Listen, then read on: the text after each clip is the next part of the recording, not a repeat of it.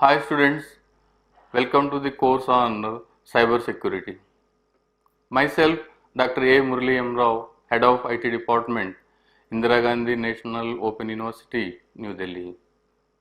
This session, I would like to talk on hackers, attacks and countermeasures.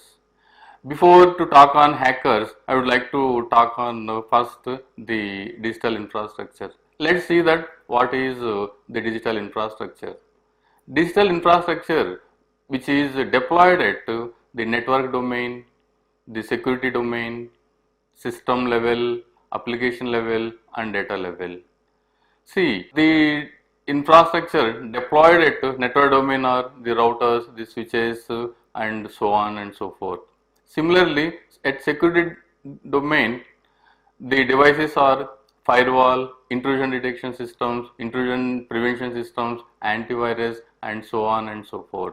Similarly, at system domain, the infrastructure is like servers, the systems, desktop computers, laptops, smart mobile devices and so on.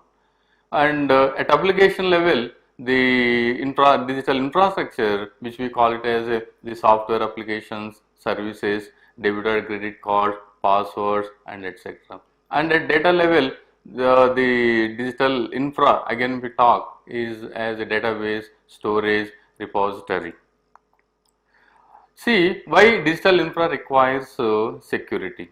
The digital infra requires security to protect the devices deployed at the network, the system, the application, the data or database domains from hackers and attackers.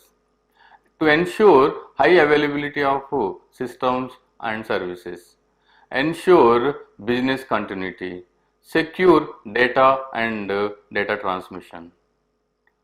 See, what is a security breach? A security breach is any incident that results in unauthorized access of data, applications, services, networks and or devices by bypassing their underlying security mechanisms. A security breach occurs when an individual or an application illegitimately enters a private, confidential or unauthorized logical IT perimeter. A security breach is also known as a security violation. How do we know that there will be a security breach? It is a big question that even for a system administrators to know that how there is a security breach. See, violation in any of the following security parameters leads to security breach. One is the authentication, confidentiality, integrity, authorization, access control and non-repudiation. See, violation of any of these parameters leads to there will be a security breach. What will happen if there is a security breach? If there is a security breach, hackers will take an advantage of it to intrude into organization's network, get access to services, servers, systems, applications and databases, steal and or delete the sensitive data for sake of fun or business discontinuity or business loss, deface websites, web portals, inject viruses, trojans and many more to damage. So that's why when there will be a security breach, the hackers will take advantage to do all these things. In so, then who will be or who is the culprit to do so? For that, we call a person who is doing all such things, we call it as a hacker. Hacker means a person or a device gain unauthorized access to the digital resources. Here see that hacker need not be a person, even a device, even some script, even some software. So in any form which will do some damage to the digital infrastructure, we can call it as a hacker. So in such case, a hacker is a person or a device gain unauthorized access to the digital resources. A person who is either internal or external to the organization. So hacker mostly internal or maybe external too. See the reports, if you see the statistics or the report says that most of the attacks or security breaches are being done by the internal staff of the organization. Why means that the internal staff knows the everything about from the network level to up to data level. Say what type of access control list we have, that what type of systems, what ports are open, what ports are closed, what are the applications, what is the data, what is the security policy, everything mostly the internal people knows. That's why the report says that most of the attacks being done by the internal staff. In some time, even the report says that even more than 75% of attacks being done by internal staff. And of course there are external people also there. We call it as the external people who can also do some this kind of hacking or attacks. How do we classify a hacker? See, hacker, depending on his nature, we can see that we can classify a hacker as a white hat or a black hat. These are all some technical terms for the name given to the hacker. So, white hat means that he is a ethical hacker.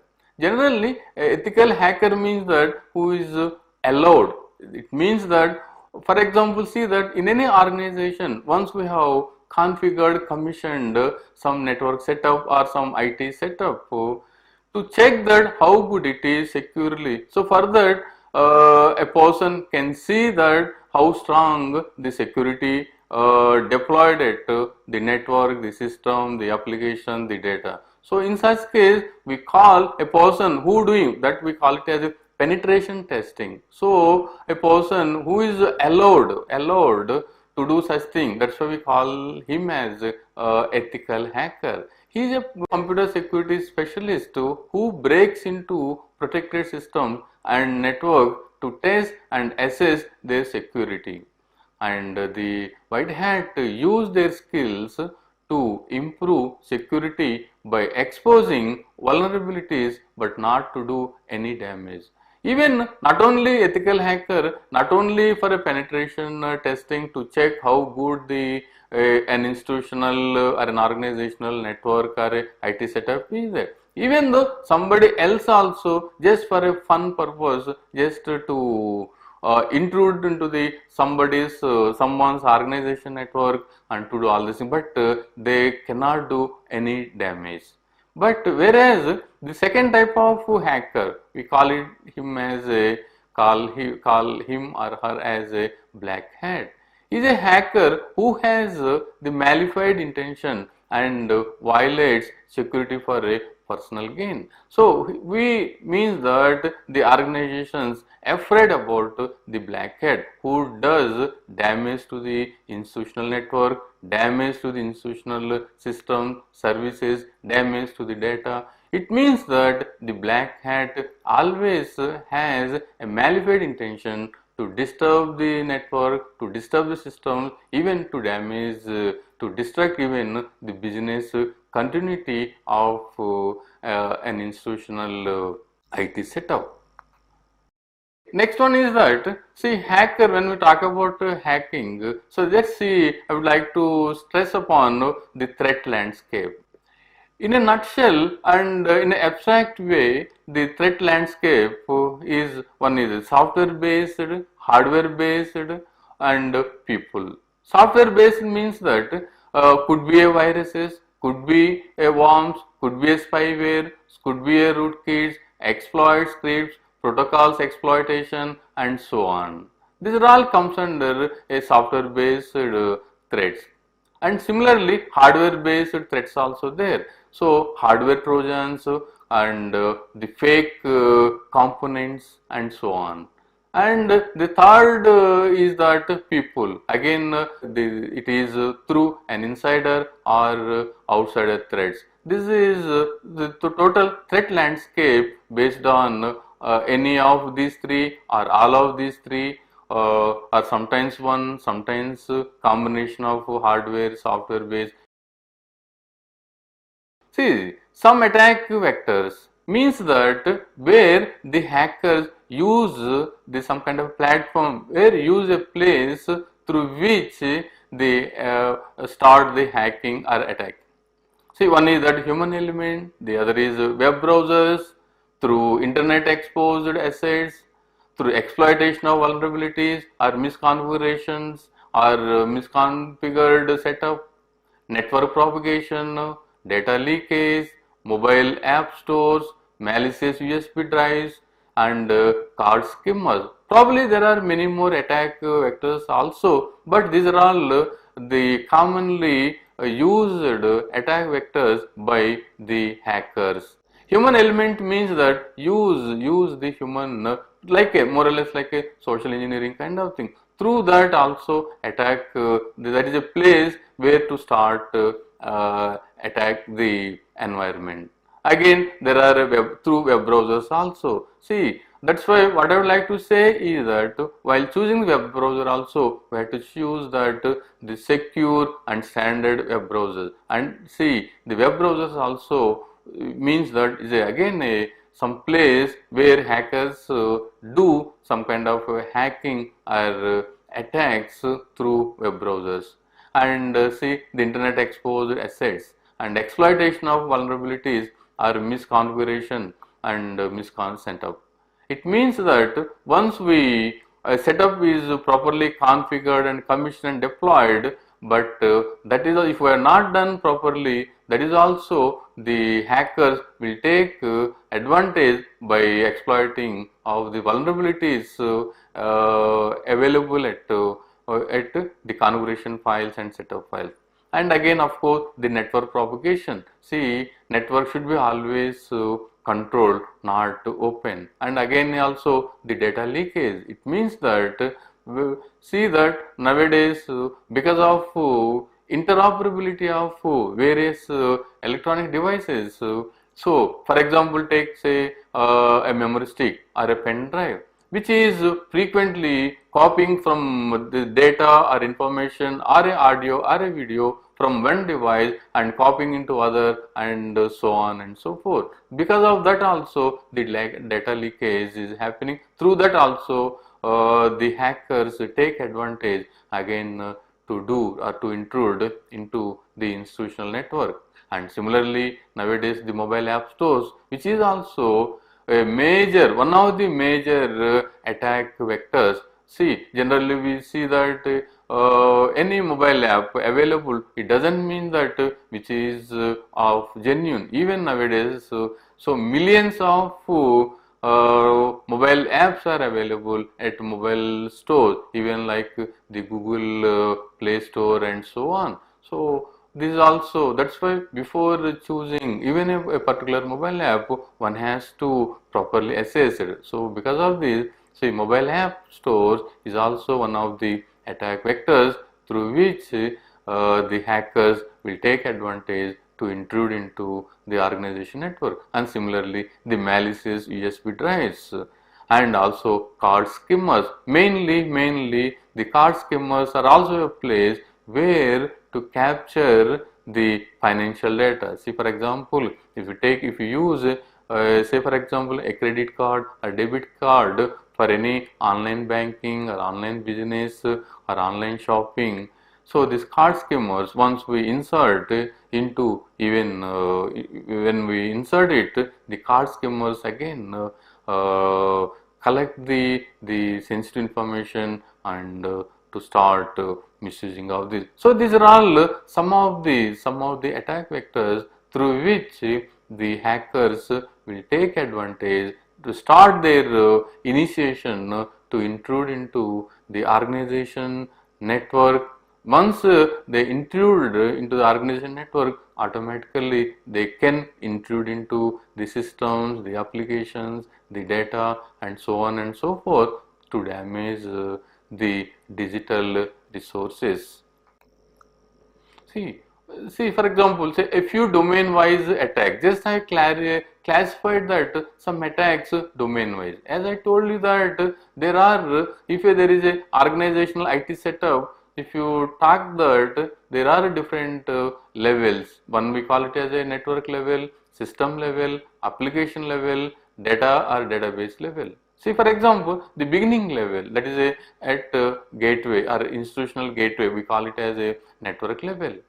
At network level, some of the attack, I hope nowadays there are so many attacks are there, but some, just for understanding purpose, just I am placing before you that some attacks domain wise. At network level, denial of service, which simply in a short form, it is DOS attack.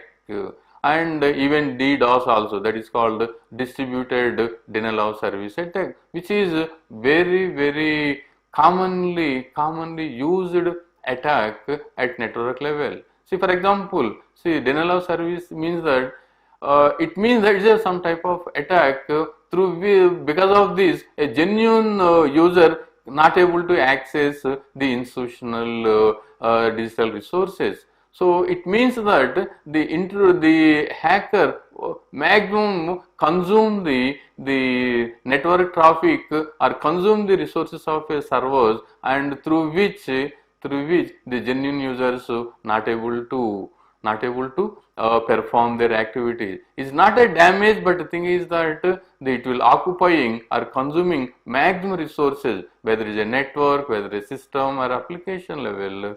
The hackers will try to pump or try to send huge amount of packets without any outcome, just so that to make their main purpose of DDoS, distributed DOS or maybe DOS attack, is that to consume the maximum resources of the network and system, so that the genuine users cannot perform their actual work or actual activities. Similarly, IP spoofing. So IP spoofing means that suppose a system, for example, is distinctly identified through a internet protocol, or we call it as a IP address. So again, by spoofing that, again the system may not be made accessible. Similarly, the man in middle, it means that once some activity is going on from source to the destination, it means that from end user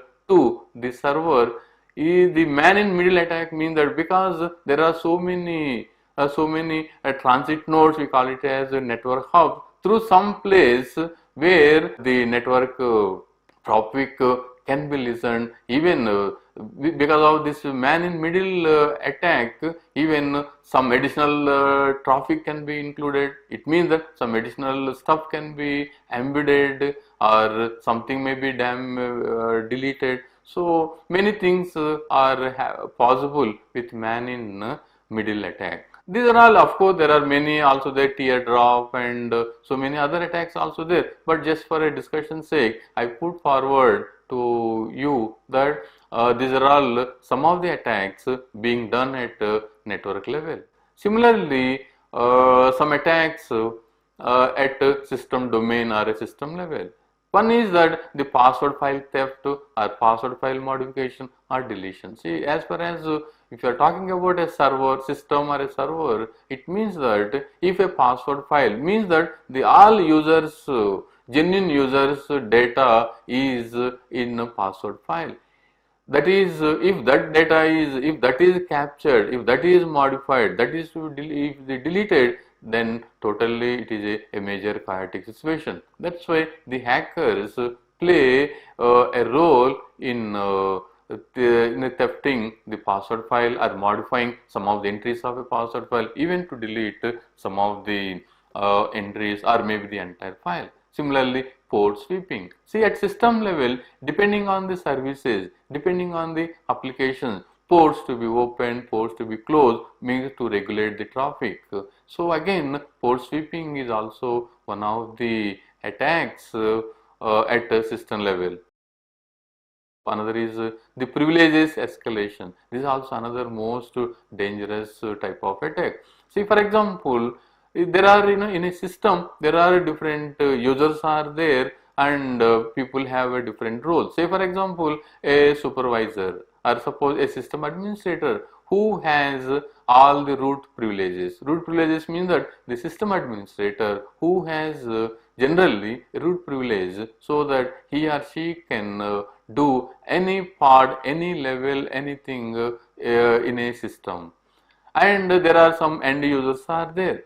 So those people only restricted to use of certain functionalities of the system or application, not anything. So that's why, so the privilege escalation is also one of the dangerous thing, or some kind of attack where hackers will create some ordinary account, but escalate that account or the ordinary account privileges to higher level, like as equal to the root level. Once an ordinary user account is escalated to say a root level, so that through that account, again whatever a system administrator, generally system administrator means that he is the owner of the system or owner of a computer or owner of the server, means that who has overall control, overall access on all digital resources of the system. So the privilege escalation is also one of the major attacks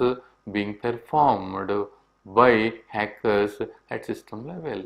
Another is also Trojan horse, is also one type of attack where some malified, some malicious content or maybe command or maybe scripts will be dumped into a system, and whenever the server system starts rebooting, those Trojan, those malified scripts will be executed, and that script is mostly for to damage the digital resources or resources of the system. Even a Trojan horse, so far we listened that, we heard that Trojan horse is a software based attack. Now it's a dangerous thing is that even hardware Trojans also came. The difference between software Trojan and hardware Trojan. Software Trojan means that again it is a piece of a malified code which will distract or damage the digital resources.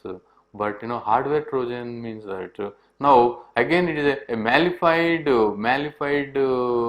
what we call that at chip level, so a malified code will be embedded to defunct the digital device, could be a computer, could be a TV, could be any electronic device. If the hardware Trojan is embedded at chip level, then the device will start malfunction after certain period. Say maybe now today or in a near future, it is going to be a big threat to the electronic industry due to these hardware Trojans. Anyway, maybe in some other session I will touch more on the hardware Trojans. Of course, these are all some of the threats being performed by a hacker at system level. Similarly, at application level.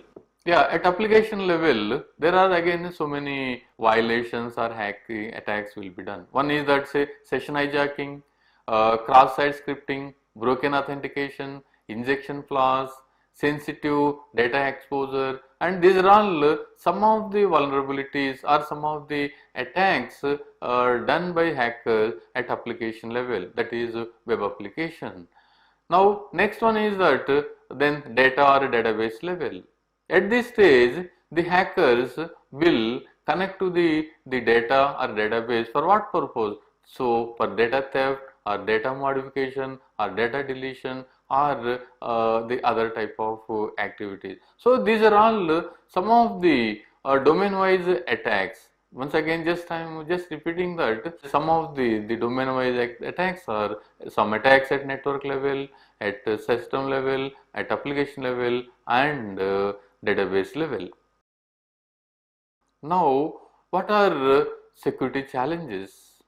Maintaining security posture with changing business models and attack vectors, and continuously protecting across a dynamic threat landscape, reducing complexity and fragmentation of security solutions. So these are all really a security challenges to protect the digital infrastructure from hackers or attackers. So how do we protect digital infrastructure? We can protect the digital infrastructure by deploying security devices and enforcing access controls. At again, what I told you that how the attackers do perform attacks on various domains. Similarly, so to protect digital infrastructure, again we have to keep it in mind that the infrastructure deployed at all the domains should be protected. See, for example, at network level, to protect the network level digital infrastructure like a router, switches and so on, for that we need apart from enforcing access control list, so we need to deploy a firewall, maybe intrusion detection systems, intrusion prevention systems, antivirus, and maybe many more also. Even nowadays UTM is also coming, unified threat management is also a device. So these are all some of the devices to be deployed at network domain to protect the digital infrastructure deployed at network. Similarly, to protect the system domain, what we had to do that the first thing is that we had to hardening the operating system and also put a strong password. So hardening the operating system means that, see for example, to remove all unnecessary default user accounts and see that if any directories which have the more privileges which should not be required, that to be done, and see that any unauthorized accounts will be there, those to be removed. So mainly the hardening the operating system means that, see if there is any unnecessary ports are opened or not. See for example, a system, a server is being configured only for a emailing purpose. For that, other than the sending and receiving the email, like a port 25 and port 110, other than these two ports, no need of any other ports should be opened in that server. So that's why a hardening of the operating system means that by seeing that what purpose that system is commissioned, so only such ports only to be allowed for receiving and sending the traffic. All other things can be closed. So that is also part of hardening the operating system, means hardening the system. Similarly, put a strong passwords and so many such things to be done, which to be done at system level. And again, when it comes to the application level, so for that writing a secure code, we call it as a defensive programming as part of software for a service. Anyway, one more session exclusively on defensive programming. But anyway, when we talk about the application protecting digital infrastructure at application level, compulsory it requires secure code or secure programming is needed, and also use digital signatures and also one-time passwords for non-repudiation and more authentication. Even we can introduce multi-level authentication also. These are all some of the things can be done to protect the digital infra at application level. Similarly, data or database level. So enforcing encryption during data transfer from source to destination, and also at database and at least on sensitive data. See for example, nowadays in a web environment, always servers are at one end and users are scattered across. While performing any activity, even for example take in a student and institution scenario or university and student. So the university infrastructure, for example, deployed at the institution premises, but students are remote to the institution. Suppose if they are, for example, submitting applying for a admission online, where the student will submit all his credentials, sensitive information, even for payment of a fee, again through payment gateway. For that, again a credit card or debit card details also will be provided. But what here to be done is that while data transmission, so no data should be transferred or transmitted in a plain text. That's why always it is to be encrypted. These are all some of the things can be taken up at a data or a database layer. Even for example, it is difficult also to encrypt the entire data in database, but at least we can distinguish that some confidential data, some sensitive data, say some financial related thing, or say marks, wherever, when such things are there, better such sensitive data should be encrypted, not only in data transmission stage, even at storage stage. And another is that controlled access and use of networked systems and services. So compulsory controlled access and controlled usage is required in a on systems which are in a networked environment. So what do we need? For that, a strong digital infrastructure security policy is required. System and services should always pass through security audit before deployment or in a real time. See, for example, once a web application is developed, we should not just host just like that in a real time for the public. What I would like to suggest here is that whatever application we designed, developed, it should be tested, and also security audit to be done. Security audit means that the auditors will audit the entire code and see that is there any vulnerabilities in that code. So that's why once it passed through security audit, whatever violations are there, whatever loopholes are there, those loopholes will be identified, and then will be closed, all such loopholes, so that the web application would be as robust as possible to avoid the chance or scope to the hackers or attackers to intrude into the application. So the system should be captured all events happening or happened and store in form of a log file for monitoring and to do post-mortem in case of damage happened. See, what I would like to say here is that some log to be maintained for each and every activity being happening in a system, so that what will happen is that whenever something happened, not only something, even for a proactive or reactive measures, always whatever the server is responding, so all such events, all such activities should be captured in form of a log file, so that it helps for monitoring, and also it helps to post-mortem what happened if something is happened. Always the log file should be maintained. And similarly, regular system and data backup required to restore the system or services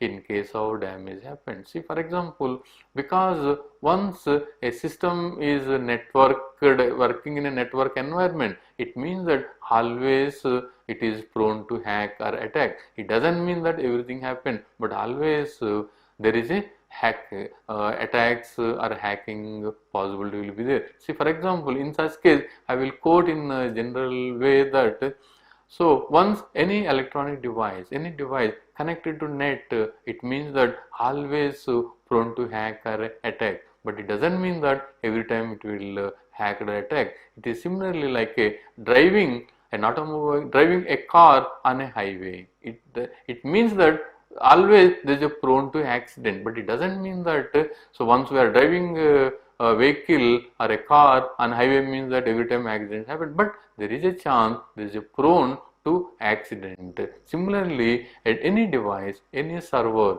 any computer connected to the net means that always there will be it will prone to hack or attack. Even though, for example, even the device is connected but not in use. Generally, most of us feels that okay, I am not using, so that nothing will happen. It is not like that. Even though once a device is connected to net, even though whether it is even in a idle stage also, always there is a chance for a hacker attack. Similarly, like it is in general just like parking a car on a highway. It means that always the highway is meaning is that highway is always prone to accident. So whether it is running, whether it is idle, but once it is connected, always scope are prone to hack. So that's why for that what will happen, what we have to do, that regular system and data backup to be taken, so that even though in worst case some hacking or some attack happened, that so we can restore the systems and services with no time or with a minimum time to restore back, and for a business continuity. And also one more is that redundancy in form of compulsory, because by keeping importance of the application in mind, redundancy level should be sometimes so 100% redundancy, sometimes 99%, sometimes 90, depending on the type of application or the type of sensitivity of the business. So in such case, redundancy is to be ensured in form of internet connectivity. It means that more than one internet service provider, so that whatever the reason one ISP is down, at least the services will be provided through another ISP. So it means that redundancy required at internet connectivity, and redundancy required even at system and servers. It means that even though, for example, say, even if you have multiple systems running on a load sharing basis, even though for whatever reason some system is gone bad or attacked, at least through other system the services or the business can be continued or ensured. And similarly, redundancy required for applications and services and database and storage. It means that always, depending on the sensitivity of the business application, always redundancy is needed. See, for example, Gmail. See, to the best of my knowledge, I have been using the Gmail services since last more than 15 years. But I never found that the Gmail service was down. It means that always the service availability is almost more than 99.9999%. It means that probably the devices, the mobile, Gmail, some servers also might be down some time, but because of redundancy, the users not found that the Gmail is down. Like that, what I would like to say here is that by keeping sensitivity of the business in mind, redundancy level to be established, either 100% redundancy or 90%, 75%, like that we have to look into. Now, best practices to be followed for a network gateway and systems. So deploy system security devices, as I told you that maybe a firewall is required, even because of the sensitivity of because the hackers are more intelligent, becoming more smart, compulsory no single secure device is supporting. That's why so secure devices can be deployed like a firewall or IDS, IPS, like intrusion detection system or intrusion prevention system, even a UTM, so unified threat management and antivirus. These are all some of the secure devices to be deployed at network level, so that to protect our network. It means that each device has certain predefined functionalities, so that so any outside network or inside network, like a inbound and outbound traffic will be controlled, will be defined and determined, and enforce access control list. We call it as ACLs. Means that because the hackers or attacks are very dynamic in nature, one type of access control lists are not sufficient. So in a proactive manner, even a reactive manner, access control list should be time to time to be enforced. That's why enforce access control lists time to time, and use standard operating system and hardening it, and enforce multi-level authentication for sensitive applications. These are all some of the best practices to be followed or to be deployed or to be enforced at network gateway and also system level to protect the network, to protect the systems from hackers or attackers. And even still, if you continue, so some more best practice to be followed as at end user level. So use strong password to all digital devices like such as computers, laptops, mobile phone, tablets, and so on, and also change frequently the passwords. So always strong passwords are always required. The strong password means that at least minimum put 8 characters in length. The 8 also put a mixing of characters such as some alphabetic, even alphabets also, some uppercase, some lowercase, some special characters like a dollar symbol, exclamatory, or a brackets, or comma, like that. So we had to put some combination of alphabets, digits, and special characters, and minimum characters as not less than 8 characters, so that always the system will be protected with password. That's why always strong password should be enforced. And deploy security devices, that is the firewall, IDS, UTM also, and enforce access control, even not only at a system level or a server level, even at end user digital infrastructure also these are required. And again, always use antivirus and update antivirus time to time, and use standard OS. Don't use for any pirated software, especially for operating system. Don't use a standard operating system, and update its patches time to time. And controlled use of debit credit card for e-commerce, and do not disclose PIN numbers. See, nowadays maximum the digital transactions are increasing day by day, even exponentially. But even though we had to have a control, user should have a control in usage of debit or credit card, because especially the financial transactions, which is a more and more so insecure and sensitive. That's why one should have a control over use of debit and credit card for e-commerce. And see, once these credentials are compromised, so lot of the financial loss. And apply always bare minimum financial limits at our internet banking account, and change on demand only. And smart devices are more vulnerable, which disclose your identity, so use minimum as possible. Even though, for example, if you are using internet banking account, always put that the financial limits as less as possible. Whenever you need, you can put that. What will happen is, even though your internet banking account is compromised, but because of the limited limits, so that damage also can be controlled. Whenever we want, we can escalate or increase the limits. Similarly, smart devices also better because they will always disclose our identity, so that use as minimum as possible. And the conclusion is that digital infra security is always a continuous process, but not a one-time activity.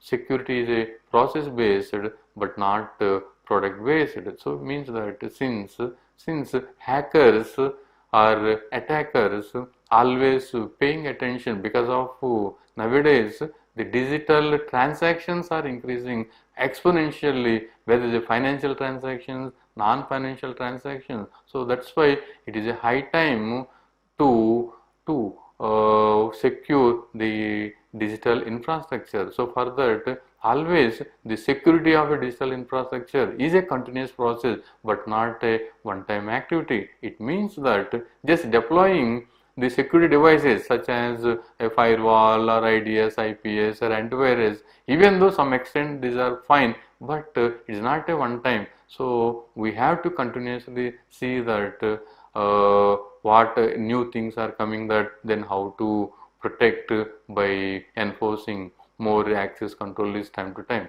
That's why security can be treated as a process based, but not process product based.